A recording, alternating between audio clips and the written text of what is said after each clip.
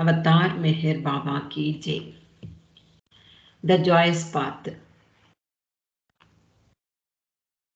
ఈ పుస్తకంలో మనము మణి చెప్పినటువంటి అనేక సంఘటనలు, అలాగే ఆమె డైరీలలో రాసినటువంటి అనేక విషయాల్ని మనం తెలుసుకుంటూ ఉన్నాము. ప్రస్తుతం 1949వ సంవత్సరం నవజీవనం సాగుతోంది. బెనారస్లో సుమారు నెల రోజులున్నారు. డాక్టర్ నాథ్, డాక్టర్ ఖరే వాళ్ళు బాబాకు విధేయతతో సేవ చేస్తూ ఉన్నారు. బాబా స్వయంగా భిక్షాటన కార్యక్రమాన్ని నిర్వహించారు. ఎరిచ్, డాంకిన్, బాబాదాస్ మొదలగు వారితో కలిసి డాక్టర్ నాథ్ ఇంటికి వెళ్ళారు. తెల్లటి పొడవైన కఫ్నీలు ధరించారు, చెప్పులు ధరించలేదు. ఇత్తడి పాత్ర చేతిలో ఉంది, కాషాయ రంగు జోలే ధరించారు. దానిపై మెహ్రా ప్రేమ్ సే భిక్షా దీజియే అని ఎంబ్రాయిడరీ చేసింది. డిసెంబర్ 1వ తేదీన బాబా తన సహచరులతో కాలినడకన సార్నాథ్ వెళ్ళారు. అది ఒక పవిత్రమైన బౌద్ధారామం. బుద్ధుడు జ్ఞానోదయం పొందిన తర్వాత తన శిష్యులకు మహోపన్యాసం ఇచ్చింది ఇక్కడే. తర్వాతి కాలంలో ఆయన కార్యక్రమాలకు ఆ ప్రదేశమే కేంద్రంగా మారింది.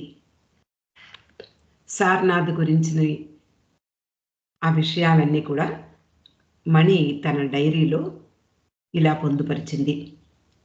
సార్నాథ్ చక్కని వృక్షాలతో ఎంతో అద్భుతమైనటువంటి ప్రదేశంగా కనిపించింది. డాక్టర్ నాథ్ అనేక ఏర్పాట్లు చేశారు వాళ్ళ కోసం. బంగ్లా చుట్టూ తోటను సంరక్షించే ఒక మంచి తోటమాలి ఉన్నాడు. అతడు వృద్ధుడు. నారింజ మొదలగు అనేక పండ్ల చెట్లు ఉన్నాయి. దారిలో బాబా ఎవరో మస్తును కలిశారు. ఆ మస్తును కూడా తన వెంట తీసుకొచ్చారు. అక్కడ పెద్ద బావి కూడా ఉంది. మణి జీవితంలో తరచూ జలుబు వదిలేది కాదు. ఎప్పుడూ జలుబు, దగ్గు వీటితోటే బాధపడేది. ఆమె అంటే బాధ అని చెప్పుకోకుండా, ఎప్పుడూ ఫిర్యాదు లేకుండా, ముఖ్యంగా నవజీవనంలో ఉన్నారు, ఎటువంటి ఫిర్యాదులు చెయ్యకూడదు. ఎటువంటి పరిస్థితులు ఎదురైనా కూడా ఆ స్థితప్రజ్ఞతను వీడకూడదు అని బాబా ఆదేశం. కాబట్టి ఆమె అనేది ఆ జలుబు ఎప్పుడు తన కంపానియన్ అని చెప్పేది. ఒకసారి జలుబు చేసినప్పుడే బాబాకు ఒక పుస్తకం చదివి వినిపించిందట. అదేమిటి అంటే యాంథియాస్ గెస్ట్, ఆ పుస్తకం పేరు. అంటే యాంథియా దగ్గరకు వచ్చినటువంటి ఒక అతిథి గురించినటువంటి చక్కని కథ అది. అతడు ఆ ఇంటికి వచ్చి ఎంతకి వెళ్ళడు. అలాంటి కథను వీళ్ళందరూ కూడా ఎంజాయ్ చేశారు. మణి అంటుంది, నా దగ్గరకు ఆ కథలో లాగే అతిథి వచ్చాడు. అతిథి ఏమిటి అంటే దగ్గు, జలుబు. ఇవి కూడా నన్ను ఎప్పుడూ వదలకుండా జిడ్డులా పట్టుకుని ఉంటాయి అంటూ ఆమె కామెంట్ చేసేది. అలాగే అక్కడ తోటమాలి ఉన్నాడని చెప్పుకున్నాం కదా, అతడు వీళ్ళకి రాడిష్ దుంపల్ని, అలాగే కొత్తిమీర, చిన్న చిన్న కమలాలు ఇస్తూ ఉండేవాడు.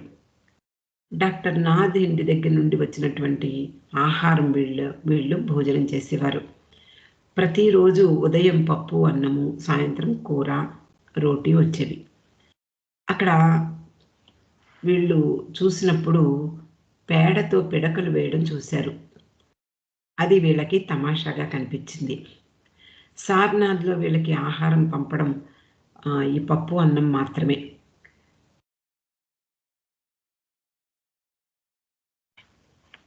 అదే పంపమని చెప్తూ ఉండేవారు. ఎందుకు అంటే వాళ్ళు ఏ ఆహార పదార్థాన్ని సాధారణంగా, అంటే తొలి రోజుల నాటి నుండి కూడా బాబా అలాగే మండలి వారికి కూడా ఈ పప్పు అన్నమే అలవాటైపోయింది.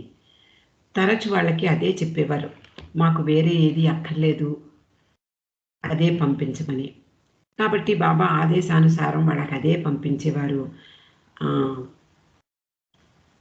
భోజనంతో పాటు ఏమీ అక్కర్లేదని చెప్పడం వలన వాళ్ళు ఈ చట్నీ, అలాగే కొత్తిమీరి ఇలాంటివి కూడా, నిమ్మకాయ ఇలాంటివి కూడా పంపించేవారు కాదు. అయినా సరే వీళ్ళు అదే నచ్చేది, అదే ఆనందంగా తినేవారు. రోజూ తిన్నా వాళ్ళకి విసుగొచ్చేది కాదు. ఆ ప్రదేశంలో అక్కడ పనిచేసే ఆ తోటమాలి 9 మంది పిల్లలున్నారట. ఇంతకుముందు చెప్పుకున్న తోటమాలి కాదు, ఈ తోటమాలి వేరు. అతనికి 9 మంది పిల్లలున్నారు. వాళ్ళు చాలా నిరుపేదలు. రోజు ఈ ఆహారం వీళ్ళు భోజనం చెయ్యగా మిగిలినటువంటి ఆహారాన్ని మండలి వారు ఆ తోటమాలికి ఇచ్చేవారు. అతడు ఎంతో చాలా సంతోషంగా, ఆదరంగా తీసుకునేవాడు. వీళ్ళకి ప్రతిరోజు పప్పు అన్నం ఇవ్వడము వీళ్ళకి సిగ్గుగా కనిపించేది. పాపం వాళ్ళకేమీ లేకుండా ఇదే ఇస్తున్నాము అని. కానీ ఆ తోటమాలి మాత్రం కృతజ్ఞతాపూర్వకంగా తీసుకునేవాడు. మణి అంటుంది, నిజంగా ఆకలి వేసినప్పుడు, అలాగే ఇంట్లో చాలామంది ఆకలితో అల్లాడే సమయంలో ఆ పప్పు అన్నమే అమృతంలా తోస్తుంది అని. అదే బంగ్లాలో ఇందాక మనం చెప్పుకున్నటువంటి ఆ వృద్ధ తోటమాలి ఆ ప్రదేశానికి కేర్ టేకర్‌గా ఉంటూ ఉండేవాడు. అక్కడే ఆ ప్రదేశంలోనే ఒక చిన్న గుడిసెలో ఉంటూ ఉండేవాడు. ఆ చుట్టుపక్కల ఉన్నటువంటి ఆ పండ్ల తోటను, ఆ బంగ్లాను రక్షిస్తూ ఉండేవాడు. అక్కడ నిమ్మ, ఆరెంజ్ ఇలాంటి చెట్లుండేవి. అతడు కొన్ని కమలా ఫలాలను తీసుకొచ్చి వీళ్ళకి ఇచ్చేవాడట. అవే మాకు చాలా విలువైనవి. అలాంటివి అప్పుడప్పుడు మేము రుచి చూసేవాళ్ళము అని మణి చెప్తూ ఉండేది. ఆ వృద్ధుని యొక్క దినచర్య గురించి మణి వ్రాసినటువంటి విషయాలు. ఆ రోజుల్లో సారనాథ్‌లో విపరీతంగా చలి ఉండేది. దుప్పటి, రగ్గుల్లో దూరి నిద్రపోయి ఇంక లేవలేకపోయేవాళ్ళు. అయినా తెల్లవారుజామున 4 గంటలకే రామ్ రామ్ సీతారాం అంటూ ఈ వృద్ధ తోటమాలి, ఆ కేర్ టేకర్ చేసేటటువంటి రామనామం వినిపించేది వీళ్ళకి. అంత చలిలోనూ అతడు ఆరుబయట నిద్రించేవాడు. ఆ చిన్న మంచం మీద కాస్త గడ్డి వేసుకుని నిద్రించేవాడట. లేవగానే నిజానికి నీటిలో చేతులు పెట్టడానికి కూడా కష్టంగా ఉంటుంది. అలాంటిది ఆ వృద్ధుడు రామనామం జపిస్తూ బావి నుండి నీరు తోడుకుని స్నానం చేసేవాడు. ఆ బావికి గిలక కూడా ఉండేది. గిలక అంటే మనందరికీ తెలుసు, పుల్లి అంటాము. పూర్వం బావిలో నుండి అంటే చాలా అడుగునున్నటువంటి ఆ నీటిని తోడాలంటే గిలకను ఉపయోగించేవారు. దానిపై తాడుతో నీరు తోడుతుంటే అది కిర్రు కిర్రుమని శబ్దం చేసేది. అలాగే వీళ్ళు మధ్యాహ్నం ఒక కునుకు తీసేవాళ్ళు స్త్రీ మండలి వాళ్ళు. అప్పుడు కూడా ఆ గిలక శబ్దం వినిపించేది. మళ్ళీ అతడు స్నానం చేసేవాడు. అలా రోజంతా గడిచేది. బాబా అతన్ని కలిసి ఏదైనా ఇవ్వాలి అని అనుకున్నారు. ఒకరోజు గోహెర్‌ని పంపించి అతనికి ఏదైనా కావాలేమో అడుగు అని చెప్పారు. గోహెర్ వెళ్ళింది, అతన్ని అడిగింది ఏమన్నా కావాలా అని. ఆరుబయట మంచం వేసుకుని పడుకుని ఉన్నాడు. పక్కనే ఒక చిన్న పొయ్యి మాత్రమే ఉంది. ఆ పక్కనే ఒక కొండో, గిన్నో ఏదో ఉంది. గోహెర్ అడిగినప్పుడు అతడు ఆశ్చర్యపోయాడు. ఎవరూ అతన్ని అడగలేదేమో అంతకు ముందు. ఆశ్చర్యపోతూ, "ఏం అక్కర్లేదమ్మా, నాకు ఠాకూర్ అన్నీ ఇచ్చాడు. అతడే అన్నీ చూసుకుంటాడు" అని అతడు సమాధానం చెప్పాడు. అవునా అని ఆశ్చర్యంగా గోహెర్ చుట్టూ చూస్తుంది. అక్కడ ఏమీ కనిపించలేదు. భూతద్దం వేసి వెతికినా అక్కడ ఏమీ కనపడవు అని ఆమె అర్థం చేసుకుంది. ఆమె తిరిగి వచ్చేసింది. అప్పుడు మెహ్రా అడుగుతుంది, బాబా అడగమన్న విషయం అడిగావా అని. గోహెర్ అంటుంది, అవును అడిగాను. కానీ నీకు తెలుసా? అతనికి ఒక మంచి ల్యాండ్ లార్డ్ ఉన్నట్ట. అతడే అన్నీ అతనికి ఇస్తాడట అంది. మెహ్రా కూడా ఆశ్చర్యపోతూ అవునా అని అడిగింది. గోహెర్ నిజం, ఠాకూర్జీ అన్నీ ఇస్తాడట అని చెప్పింది. మెహ్రా అంటుంది, ఠాకూర్జీయా? అది కృష్ణుడి పేరు. అతడు ల్యాండ్ లార్డ్ కాదన్నమాట అంది. బాబా అడిగినప్పుడు కూడా గోహెర్ అంటుంది, అతనికి అన్నీ ఠాకూర్జీయే సమకూరుస్తాడట, ఏమీ అవసరం లేదట అని చెప్పింది. బాబా అంటారు, వెళ్ళు, మళ్ళీ వెళ్ళు, ఏం కావాలో అడిగిరా. నిజానికి బాబా అతనికి తన సాంగత్య భాగ్యాన్ని ఇవ్వాలని అనుకుంటున్నారు కాబోలు. అతనికి ఏది కోరితే దాన్ని ఇవ్వగల సమర్థులు బాబా అని మళ్ళీ పంపించారు గోహెర్ని. మూడోసారి కాబోలు గోహెర్ వెడుతుంది.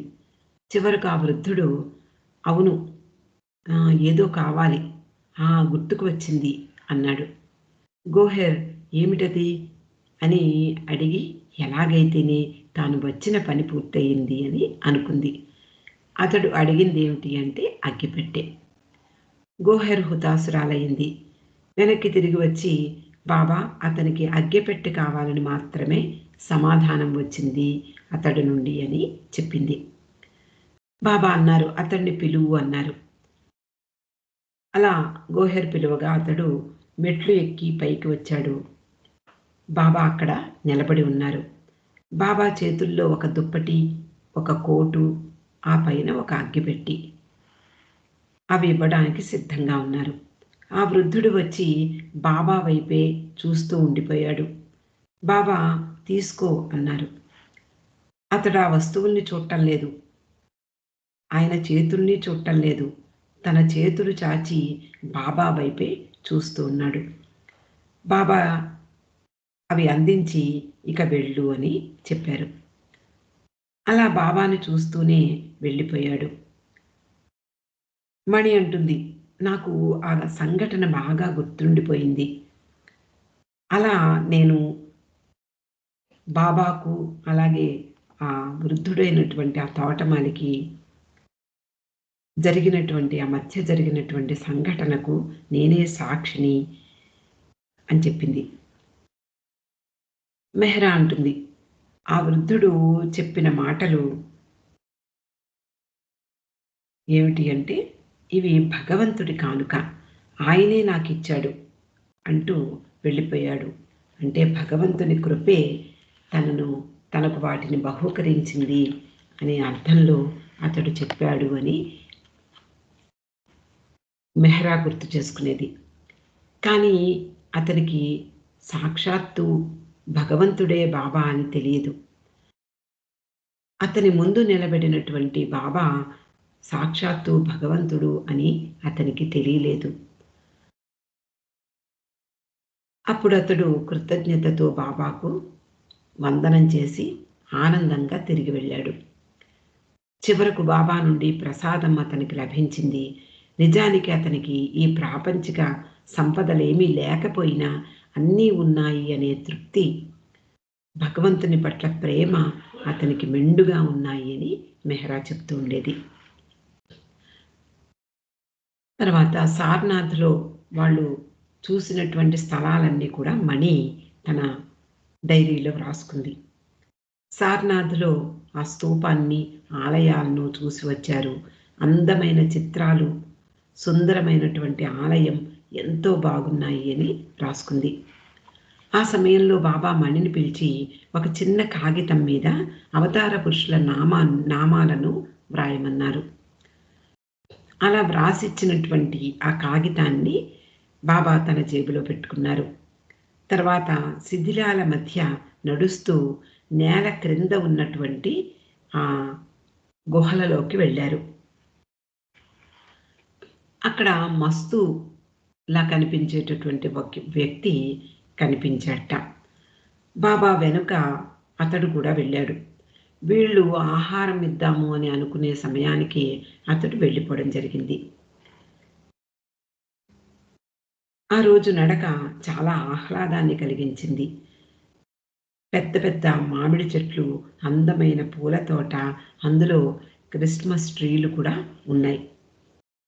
ఆలయంలో బుద్ధుడి జీవిత గాథలను చిత్రీకరించిన చిత్రాలు మణి ఎప్పుడూ గుర్తు చేసుకుంటూ ఉండేది. అంతేకాదు, బాబా మణి వ్రాసిచ్చినటువంటి అవతార పురుషుల పేర్లు గల కాగితాన్ని జేబులో పెట్టుకుని వెళ్ళి ఆ భూగృహాలలో ఆ శిథిలాలను నడిచి వెళ్ళి అక్కడ లంగోటి దశను పూర్తి చేశారు అని చెప్పేది. జొరాస్టర్, రామ, కృష్ణ, బుద్ధ, జీసస్, మొహమ్మద్, మెహర్ బాబా ఈ పేర్లతో గల కాగితాన్ని తీసుకుని అలా నడిచి వెళ్ళినటువంటి బాబా ఆ భూగృహాలలోనే తన పురుష మండలి వారితో లంగోటి దశ నిర్వహించారు. బాబా కోరిక మేరకు డాక్టర్ నాథ్, డాక్టర్ ఖరే వీళ్ళు ఒంటె బండి, 2 ఆవులు, 2 దూడలు, 2 ఆడగాడిదలు ఇచ్చారు. చివరకు అతడు తెల్లని గుర్రాన్ని కూడా బాబా కొరకు కొన్నాడు. ఆ గుర్రం చాలా కామ్‌గా, నెమ్మదిగా ఉండేది. తర్వాత అకస్మాత్తుగా తన్నడం ప్రారంభించింది. అలాగే నగర్ నుండి కార్వాన్, ఎద్దుబండి, ఎద్దులు కూడా వచ్చాయి. బాబా మండలి వారు సార్నాథ్‌లోని ఆ భూగృహాలలో లంగోటి ధరించి ప్రార్థనలు చేశారు. బాబా నవజీవనంలో సత్యమే మాట్లాడాలని చెప్పడం జరిగింది. జిప్సీ జీవితంలో వాళ్ళకి తిరస్కారాలు, గౌరవాలు రెండూ లభించాయి. కానీ రెంటి పట్ల కూడా ఏమాత్రము తేడా ఉండకూడదు. అంటే స్థితప్రజ్ఞతతో రెండింటిని ఈ ద్వంద్వాలకు అతీతంగా ఉండాలి. రెండింటిని సమానంగా భావించాలి అని బాబా ఆదేశం. మణి తర్వాత ఇలా వివరించింది. పురుషులు తెల్లని కఫ్నీలు ధరించారు. ఆకుపచ్చని టర్బన్లు ధరించి బెనారస్లో భిక్షాటన చేశారు. స్త్రీలు అలా చెయ్యలేదు. స్త్రీలు వారికి వారే లేత నీలిరంగు చీరలు ధరించారు. ఉలెన్ కఫ్నీలు, కాటన్తో తయారు చేసినటువంటి టర్బన్స్ ధరించాలి అనుకున్నారు. బాబా టర్బన్ ఎలా ధరించాలో మణి తలకు చుట్టి చూపించారు. కానీ తర్వాత ఆ ఐడియా మానుకున్నారు. వద్దని చెప్పారు. అలా స్త్రీలు ఎన్నడూ కఫ్నీలు ధరించడం కానీ, అలాగే టర్బన్స్ ఇవేవీ ధరించలేదు. డిసెంబర్ 12వ తేదీన లేత నీలిరంగు కాటన్ చీరలు మాత్రం ధరించారు. తర్వాత వాళ్ళు సాధారణంగా ధరించే దుస్తుల్ని ధరించారు. అలా వాళ్ళు సారనాథ్‌లో 12 రోజులు ఉండి వెళ్ళారు. 1949 డిసెంబర్ 12వ తేదీన బాబా తన సహచరులతో కాలినడకన హరిద్వార్ బయలుదేరారు. అది గంగా నది తీర ప్రాంతంలోని హిందువుల పవిత్ర ప్రదేశం. ఆ ప్రదేశంలో 32 సంవత్సరాలకి జరిగేటటువంటి కుంభమేళా జరగబోతోంది. బాబా, స్త్రీలు వెనుక నడుస్తున్నారు. బాబా, స్త్రీలు ముందు నడుస్తుంటే ఎరిచి మిగిలిన పురుష సహచరులందరూ కూడా ఊరేగింపుగా బయలుదేరారు. తెల్లగుర్రం, కార్వాన్ బండి, దాన్ని లాగుతూ ఇంగ్లీష్ ఎద్దు, ఒంటె, దాని బండి, చివరగా ఎద్దు బండి, దాని వెనుక 2 ఆవులు, దూడలు, 2 గాడిదలు కూడా నడుస్తూ ఉన్నాయి. ఆనాటి ఉదయం 7:30కు త్వరగా అందరూ కూడా బయలుదేరారు. డాక్టర్ నాథ్, ఖరే వీళ్ళందరూ బయట నిలబడి ఉన్నారు. జంతువులన్నీ క్రమ పద్ధతిలో నడుస్తూ ఉన్నాయి. బాబా మండలి వారు తెల్లని కఫ్నీలు, ఆకుపచ్చ టర్బన్లు ధరించారు. స్త్రీలు నలుగురు ఆ రోజు నీలిరంగు చీరలు ధరించారు. 5 మైళ్ళు నడిచారు. అక్కడ ఆగారు. డాంకిన్ ముందుకు వెళ్ళాడు. ఆనాడు చెట్ల కింద విశ్రమించారు. శివపూర్ స్కూల్ ఆవరణలో మధ్యాహ్నం 1 గంటకు డాక్టర్ పంపించినటువంటి రకరకాల ఆహార పదార్థాలను భోజనం చేశారు. అలా నడిచి వెడుతున్నటువంటి బాబా బృందము వెనుకనే జంతువుల్ని ఆ మార్చింగ్ చూస్తూ చాలా అద్భుతంగా ఉంది ఆ దృశ్యము అంటూ పాద్రి మొదలైన వాళ్ళు చెప్తూ ఉండేవారు. తర్వాత ఉదయం 8 గంటలకు బయలుదేరారు. 6 మైళ్ళు నడిచారు. గాడిదలను తరుముతూ నడిపించవలసి వచ్చింది. ఒక గ్రామంలో వాళ్ళందరూ స్థానికులందరూ ప్రశ్నించారు వీళ్ళని చూసి. ఎక్కడికి వెడుతున్నారు అని. అందరూ హరిద్వార్ వెడుతున్నారు అని చెప్పారు. వాళ్ళందరూ చాలా మంచివాళ్ళు, సహాయపడ్డారు అని చెప్తోంది మణి. మధ్యాహ్నం 12 గంటలకి అక్కడ ఉన్నటువంటి బాదత్పూర్ అనేటటువంటి గ్రామాన్ని చేరుకున్నారు. 12 మైళ్ళు నడిచారు. డాంకిన్ ఆవు దూడను ఎత్తుకున్నాడు. అక్కడ పెద్ద పెద్ద చెట్లతో చాలా అందమైనటువంటి ప్రదేశం. ఘని కార్వాన్‌లో కూర్చున్నాడు. అక్కడికి చేరుకున్నాక బాబాదాస్‌తో కలిసి భిక్షాటనకై వెళ్ళాడు. వాళ్ళిద్దరూ కలిసి చాలా బియ్యం తెచ్చారట. కాక అందరికీ అన్నం వండి పెట్టాడు. బెనారస్ నుండి తెచ్చినటువంటి బంగాళాదుంపల్ని వండాడు. ఆ రోజు భోజనం బాగుంది. మండలి వారు రోజు భిక్షాటన చేసేవారు. దారిలో వీళ్ళు పుల్లల్ని ఏరుకుంటూ వెళ్ళేవారు. చిన్న చిన్న కొమ్మల్ని పుల్లల్ని ఏరుకుంటూ వెళ్ళడంతో ఎక్కడైనా వాళ్ళు ఆగినప్పుడు అక్కడ పొయ్యలు పెట్టుకునేందుకు వీలుగా ఉండేది. మధ్య మధ్యలో రైల్లో ప్రయాణించిన అందరూ సార్నాథ్ నుండి డెహ్రాడూన్ వరకు చాలా వరకు నడిచే వెళ్ళారు. పురుష సహచరులు అందరి కొరకు భిక్షాటన చేసేవారు. 1 నెల రోజులు అలా ప్రయాణించారు. రాత్రి సమయాలలో వాళ్ళందరూ తోటల్లో విశ్రాంతి తీసుకునేవారు.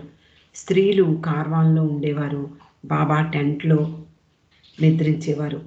పురుషులు ఆరు బయట నిద్రించేవారు. లేక డాక్ బంగ్లాలో ఉన్నప్పుడు నేలపై నిద్రించేవారు. అలా స్త్రీలు విడిగా, పురుషులు విడిగా ఉంటూ ఉండేవారు. ఏ ప్రదేశానికి వెళ్ళినా పురుషుల్ని బాబా భిక్షాటనకు పంపించేవారు. వాళ్ళు ఆహారాన్ని మాత్రమే స్వీకరించాలి, డబ్బుని స్వీకరించకూడదు. ఇళ్ల ముందుకు వెళ్ళి ప్రేమ్సే భిక్షా దీజియే అని అడగాలి. ఒకరి రోజు ఉదయం నీలుని కాకాని పంపించారు. వాళ్ళు చూడ్డానికి దృఢంగా కనిపిస్తారు. బాబా ఆదేశాన్ని అనుసరించి వాళ్ళిద్దరూ పొడవైన కఫ్నీని ధరించారు. బాబా కోరుకున్నట్లుగా వాళ్ళు అంటే చలి కారణంగా వాళ్ళు ఈ పైన కఫ్నీలు ధరించిన లోపల చలికి వాడే దుస్తుల్ని ధరించారు. ఈ నవజీవనం గురించినటువంటి వాతావరణము, అక్కడ పరిస్థితులు తరచుగా సర్క్యులర్స్ రూపంలో ఈ ప్రేమికులకు అందుతూ ఉండేవి. అన్ని విషయాలు అందులో పొందుపరచకపోయినా, ఆ పరిస్థితులు అంటే ఎక్కడికి వెళ్ళారో తెలియకపోయినా, ఆ వాతావరణము, ఆ పరిస్థితుల్ని గురించి పేర్కొనేవారు.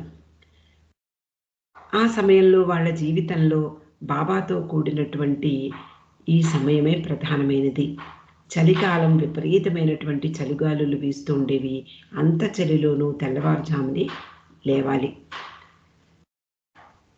స్త్రీలు ఉదయమే 3 గంటలకే నిద్ర లేచినప్పుడు దూరంగా చెట్ల కింద పురుషులు వాళ్ళ పనుల్లో నిమగ్నమవడం కనిపించేది. కిరోసిన్ దీపాల వెలుగుల్లో చూసేవారు. ముందు జంతువుల విషయం చూస్తూ ఉండేవారు. వాళ్ళ దగ్గర ఉన్నటువంటి జంతువులన్నిటికీ కూడా దానా ఏర్పాటు చేసేవారు. ఎద్దులకు, ఆవులకు, గాడిదలకు, ఒంటెకు ఆహారం పెట్టేవారు. అంతలో బాబా పదండి ఇక్కడి నుంచి వెళ్దాము అని అనగానే వాళ్ళు కనీసం టీ పెట్టుకునేందుకు కూడా సమయం ఉండేది కాదు. అలాగే వాళ్ళు బాబా వెనుక బయలుదేరేవారు. ఇందాక మనం చెప్పుకున్నాం నీలు అలాగే కాక వీళ్ళిద్దరూ బాబా ఆదేశం మేరకు ఆ రోజు భిక్షాటనకు వెళ్ళారు. చలి కారణంగా వాళ్ళు ఈ ఊలు వస్త్రాలను కూడా ధరించారు. పైన ఈ కఫ్నీని ధరించారు. అలా నీలు కాక భిక్షాటనకు బయలుదేరుతుండగా వీళ్ళు ఆ దుస్తులను ధరించడము, లోపల ఊలు దుస్తులను ధరించడంతో వాళ్ళు ఇంకా లావుగా, బలంగా కనిపించారు. అలా ఒకరోజు ఆ భిక్షాటనకు వెళ్ళినప్పుడు వాళ్ళు ఒక చిన్న పట్టణానికి వెళ్ళారు. ఆ పట్టణంలో ఉండేటటువంటి గొప్ప గొప్ప ఇళ్ళ దగ్గరికి వెళ్ళారు. గ్రామస్తులైతే అంటే ఎక్కువగా చదువుకోనటువంటి పల్లెటూరులో ఉండేటటువంటి గ్రామస్తులైతే ఎంతో హృదయపూర్వకంగా భిక్షను సమర్పించేవారు.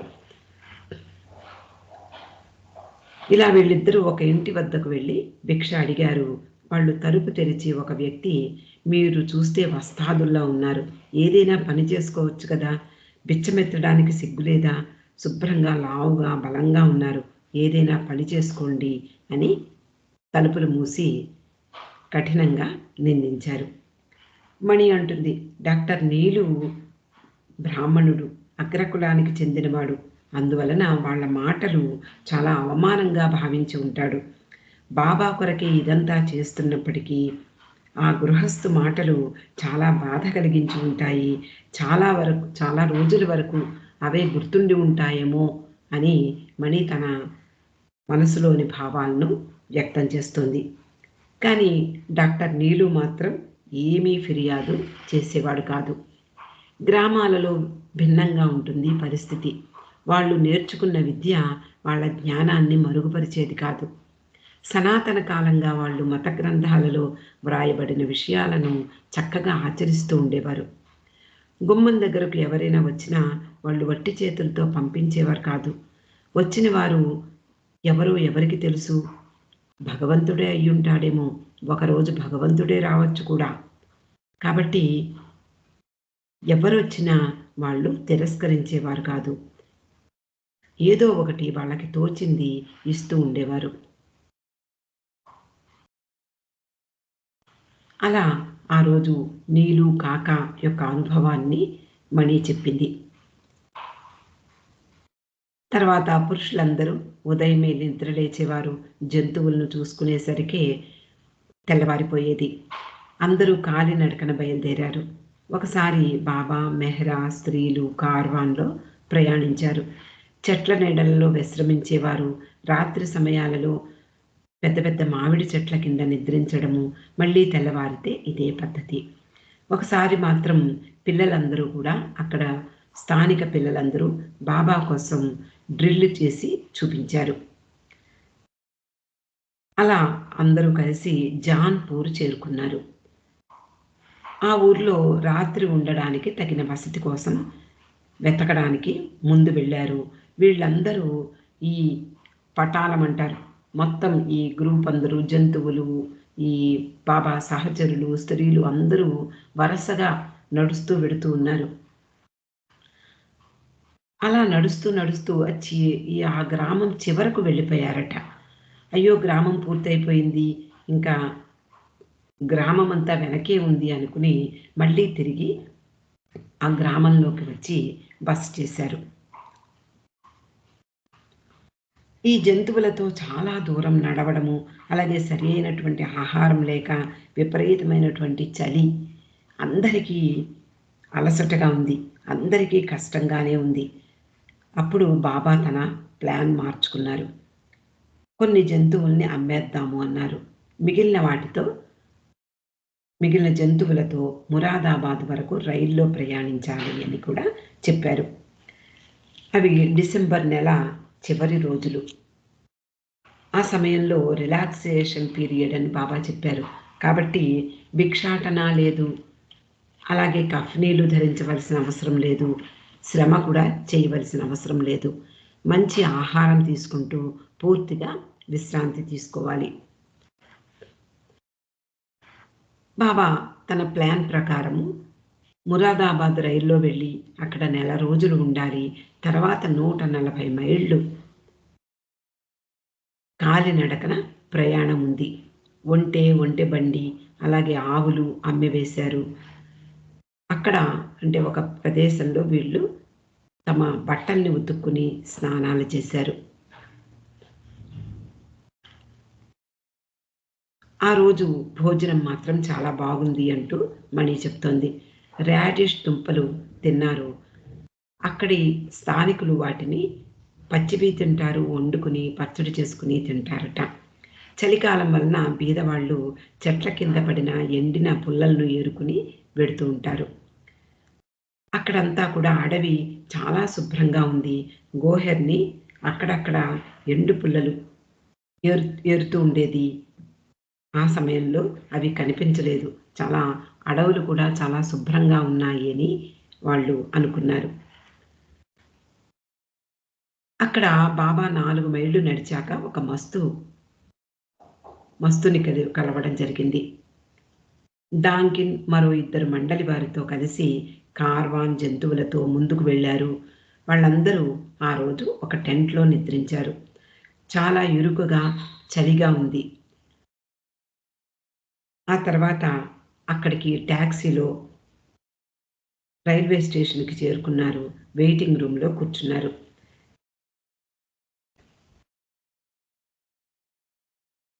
ఆ తర్వాత రైల్లో లక్నో మీదుగా ప్రయాణం సాగింది. అది చిన్న ఫస్ట్ క్లాస్ కంపార్ట్మెంట్‌లో వీళ్ళందరూ కూర్చున్నారు. బాబా మండలి వాళ్ళు అక్కడ సర్వెంట్ కంపార్ట్మెంట్ అనేవి ఉండేవి ఇదివరకి. అందులో ప్రయాణం చేశారు. అలా మొరాదాబాద్ చేరుకున్నారు.